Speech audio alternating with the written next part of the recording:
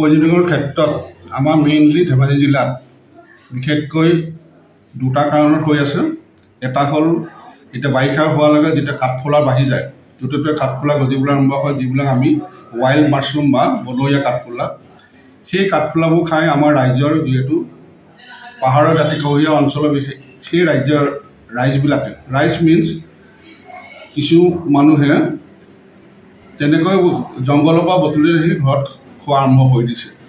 কিন্তু সেইটো খাবলৈ যাওঁতে এতিয়ালৈকে আমি আমাৰ ধেমাজি জিলাত দুটা অঞ্চলত তেনেকুৱা ধৰণৰ কেছ আমাৰ ৰিপৰ্ট হৈছে। যোৱা 13 মে'ত জয়ৰামপুৰ ছাব চেণ্টাৰ আণ্ডাৰত পাণবাৰীৰ বৰ্ডাৰ পুলিচ আউটপোষ্টত বৰ্ডাৰ বেটেলিয়ান অবজাৰ্ভেশ্যন পোষ্টত তাতো 8জন প্লাছ ওচৰ চুবুৰীয়া 4জন, টোটেল 15জন মানুহে কাঠফুলা খাই আক্ৰান্ত হৈছিলে। আৰু লগে লগে তাহাঁতক আমি লোকেল ছাব চেণ্টাৰত ট্ৰিটমেণ্ট দি আমি ধেমাজি চিভিল হস্পিটেলত ৰেফাৰ কৰিছিলোঁ। আৰু 2 দিনৰ পাছতেই তাহাঁতৰ ৰিকভাৰী হৈ আমি আকৌ ডিছচাৰ্জ দিয়া হৈছিল।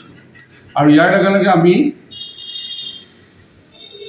সেই অঞ্চলত আমি সজাগতা সৃষ্টিৰ কাৰণে আমি কিছুমান মিটিং আয়োজন কৰিছিলোঁ, মাইকিং কৰিছিলোঁ, যাতে বনৰীয়াৰ কাঠফুলা যিহেতু আমি কোনবিলাক বিষাক্ত কোনবিলাক অবিষাক্ত নহয় আমি চিনি নাপাওঁ। গতিকে আমি ৰাইজক সজাগ হ'বলৈ কৈছোঁ যাতে যিকোনো কাঠফুলাই যাতে তাহাঁতে খোৱাটো বন্ধ কৰে, যিহেতু এইটো সময়ত য'তে ত'তে কাঠফুলা ওলায়।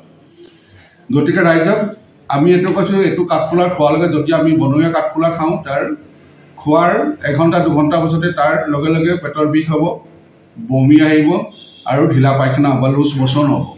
গতিকে সেইটো সময়ত যদি আমি লগে লগে ট্ৰিটমেণ্ট দিব নোৱাৰোঁ আৰু সেই পেচেণ্টটোৰ মৃত্যুৰ ফালে বা মৃত্যুমুখত পৰিব পাৰে। গতিকে মই ৰাইজক সজাগ কৰিব বিচাৰিছোঁ যাতে বনৰীয়া কাঠফুলা যিবোৰ আমি নাজানো বিষাক্ত হয়নে বিষহীন, গতিকে আমি সকলো জাতীয় বস্তু কাঠফুলাও যাতে আমি নাখাবলৈ আমি বিভিন্ন আমাৰ বিশেষকৈ ব্লক PHCৰ ব্লক ৰিভিউ মিটিঙত আমি এইখিনি প্ৰতিটোৰ হেল্থৰ ষ্টাফবিলাক আমাৰ হেল্থৰ স্বাস্থ্য কৰ্মীসকলক আমি বুজাই দিছোঁ যাতে গাঁৱে গাঁৱে এই কথাবিলাক স্বাস্থ্য সম্বন্ধীয় কাঠফুলা খালে যিটো আমি নাখাবলৈ যিখিনি কথা কৈছোঁ আৰু কাঠফুলা খালে কি অৱস্থা হ'ব, এই গোটেইখিনিৰ ওপৰত বেছ কৰি আমি আমাৰ স্বাস্থ্য কৰ্মীক সজাগ কৰিছোঁ।